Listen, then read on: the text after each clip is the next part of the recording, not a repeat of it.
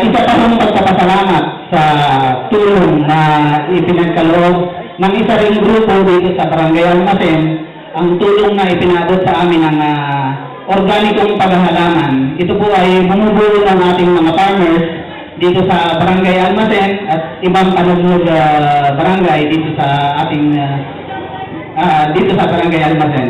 Sa pamumuno po ito ng kanilang presidente, si Mr. Vicente Salcedo. Yan po ay Jimmy, ginawang Vicente, ginawa lang Jimmy.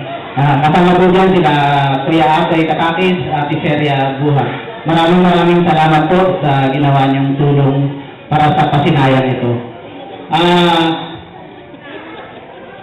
Sa lahat po na bumubuo ng AATG, ang AATG po ay ang Almacenians around the globe.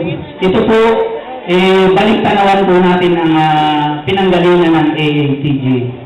Ito po ay nanggaling sa isang group sa Facebook. Kung kayo po lahat ay may mga Facebook, sa may mga Facebook po at taga rito po kayo, ito po ay binuo namin ni Cynthia Mendoza Lopez. Taga rito po yan sa Almacen. At naging kasama po namin dito si Lilibet Binalon, Amparo Binalon, si Sir Agner Katakis. Then sumunod pong naging kasama namin sa core group sila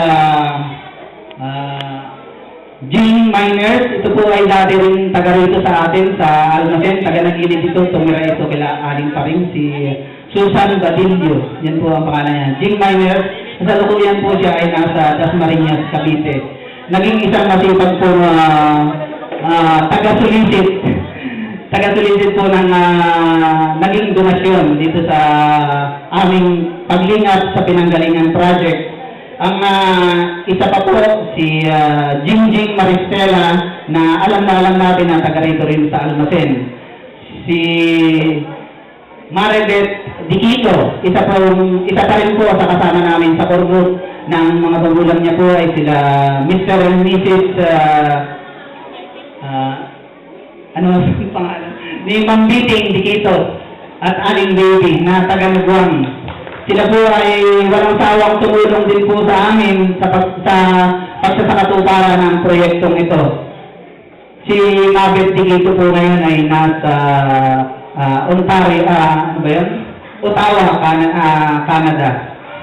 At ang iba pa pong core group member namin, si Jerilyn Salcedo na legitimate Almacenians din po yan.